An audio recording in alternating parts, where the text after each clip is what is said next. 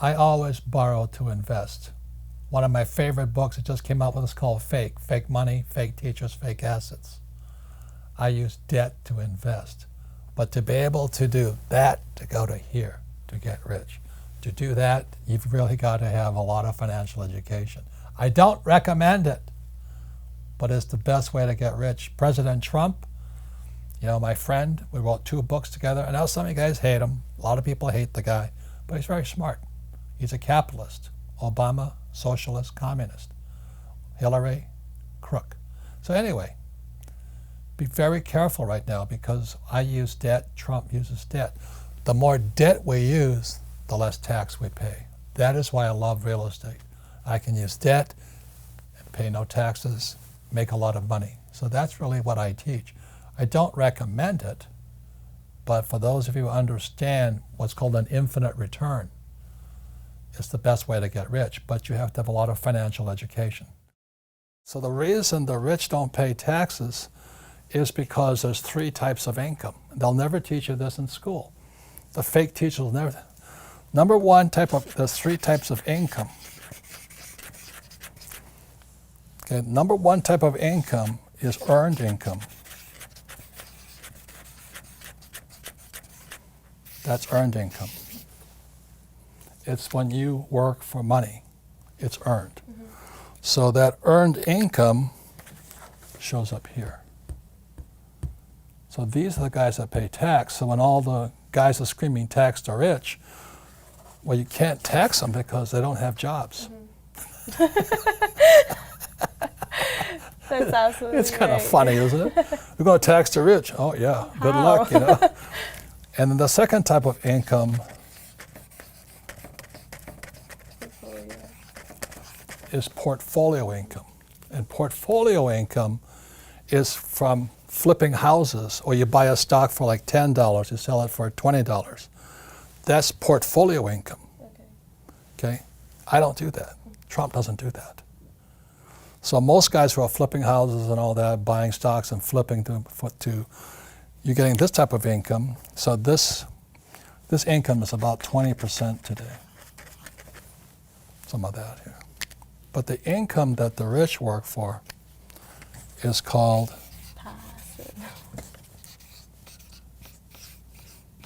passive income. Passive income is also known as cash flow. That's the name of our game, cash flow. And that income is income that's flowing from here to here. It bypasses taxes. So I know it doesn't sound fair, and it isn't fair. I don't disagree with you. But what's not fair is our schools, which are part of the problem, will never explain that.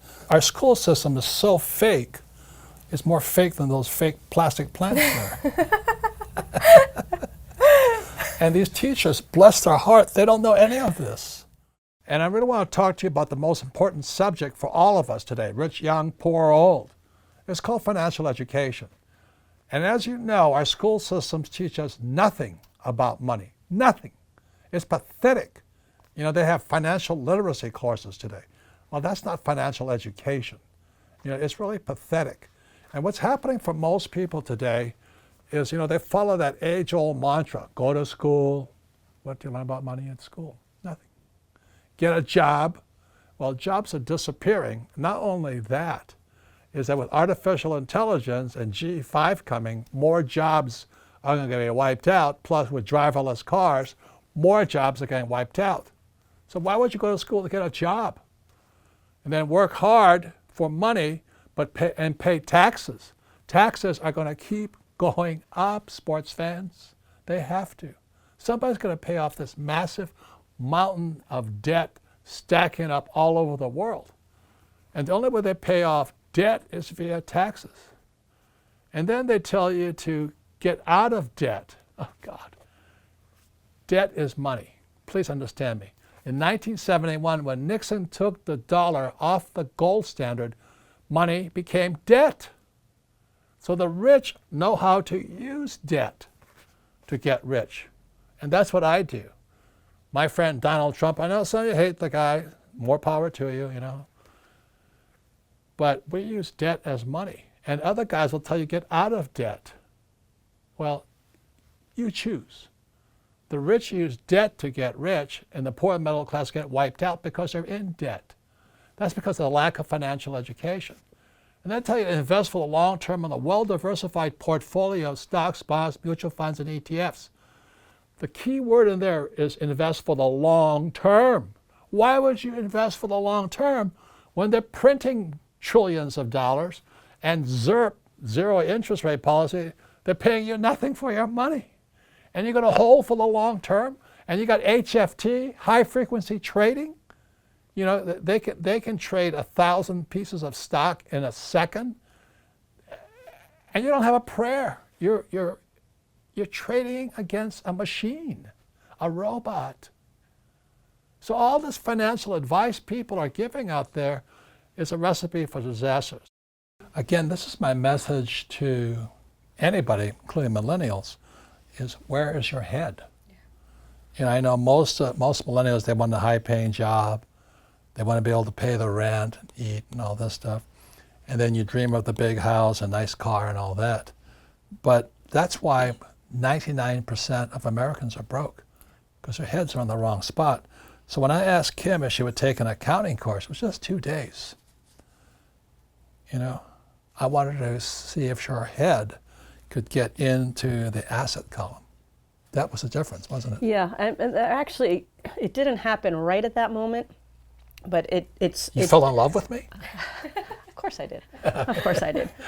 But this started the journey on investing. This started the journey on assets. Mm-hmm. But I do remember the moment down the road where, just like everybody else, I was focused on the income column, mm-hmm. get a job, get the pay raises. If you're an hourly wage, work more hours, yeah. or raise your hourly wage. So I was always focused here. And then finally, this is after we'd actually bought some investment properties, the light finally went on, and I'm like, instead of focusing on acquiring income, mm-hmm. what if we focus on just acquiring assets, mm-hmm. that the assets go into the income column? Like this. Mm-hmm. So that was a huge shift in my mindset. And once that shift happened for me, I don't think about the income column anymore. I just think about the asset column. And that's our game called cash flow. Yeah. The first way you understand risk is you look in the mirror. Yeah. It's who's looking back at you. You're the risk, not the investment. For example, I invest in a lot of real estate and say, oh, real estate is so risky, so I think I'll buy ETFs. So you play it safe, but you'll learn more by investing in real estate, right? Because mm-hmm. you'll make more mistakes. Yeah. So that's the difference there. Mm-hmm. So it's not real estate that's risky, it's you're risky. Yeah, and sometimes it's ironic because I think about it like, so blindly turning your money away to someone you barely know isn't risky. Or let's say, I don't know, maybe just depending on this job where your employer can fire you any day isn't risky either. You know, it makes you think a little, what truly is risky for you? Yeah. How do you define it? And you look at all the pensions of the school teachers, firefighters, and all the guys with 401ks. They're all bankrupt because Wall Street stole their money from them. You know? And the Federal Reserve Bank, they're run by PhDs, like my poor dad. Mm-hmm. And PhD stands for poor, helpless, and desperate. The Fed has not been right in years. Everybody worships the Federal Reserve Bank. The other day, somebody says, what do you think about artificial intelligence? I said, oh, are you talking about the Federal Reserve Bank? You know, they're a criminal operation. They're the guys stealing from our pension systems. It's horrible what's going on because we have all these PhDs, poor, helpless, and desperate people mm-hmm. who are risk averse. It's funny, isn't it? It's really funny. But let me tell you what risk is. So, yeah. Okay, perfect.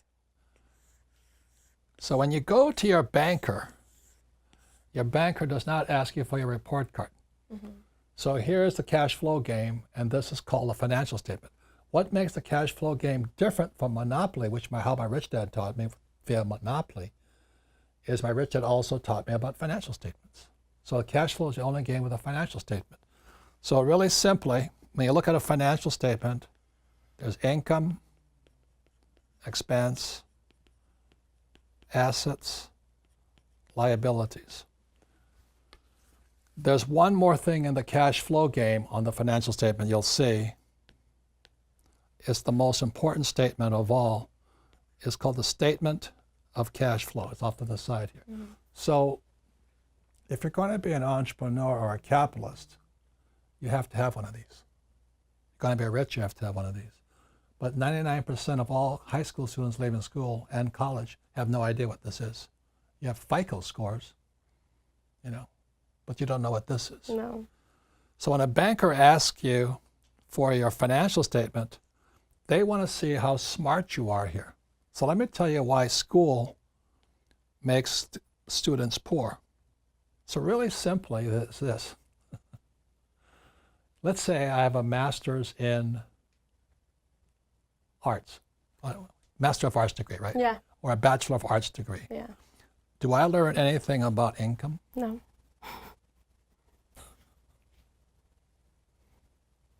What about Greek mythology? Oh, there you go. I That's learned very important. nothing about income. And we wonder why kids are leaving school, or young generation, looking for that high-paying job. But They now let don't me know ask you anything. this. If you have a degree in technology, do you learn anything about assets? Never. So you could be a techie and you know nothing about this. Yeah. You could be a techie and know nothing about this. You see, when a banker looks at your financial statement, they're looking at the mirror of you. This is a reflection of you. And if you got Jack here and Jack here, then you're not that smart financially. So the reason the cash flow game is such an important game, it teaches you what is important to your banker or for a capitalist or for an entrepreneur, is that an entrepreneur's got to know how to increase their income. Yeah. And an entrepreneur's got to know how to create assets. If you don't know those two things, you should not be an entrepreneur. You should be an employee, which is why so many young people coming out of school have massive student loan debt over here, right?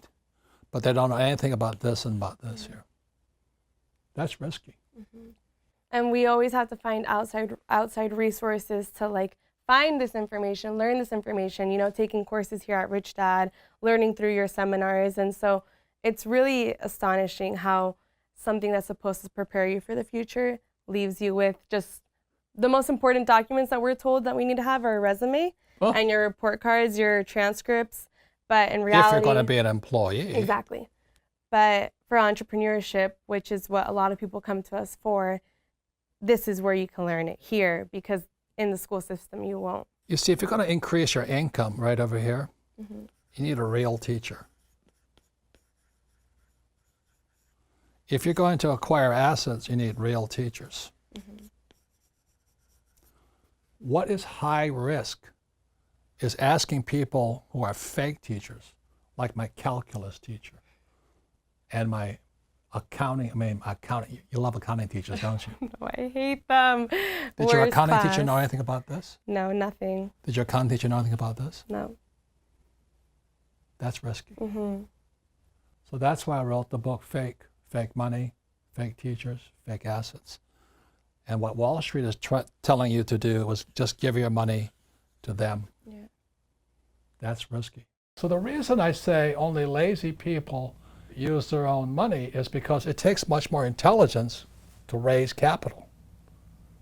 And so I've never been able, ever since my rich dad, since a little boy, my rich dad forbade me from ever saying, I can't afford it. He says, figure out how you can afford it. How can you do something? Figure out how you can do something. So over my lifetime, most of the projects I've started, I've never had any money. I like not having money because it forces me to think. I get creative. I have to educate myself. I have to talk to rich guys. Hey, how'd you do this? How'd you do that? How'd you do that? And what has happened to me, I just turned 72, I've never needed money. Because if I need money, I figure out how to raise it.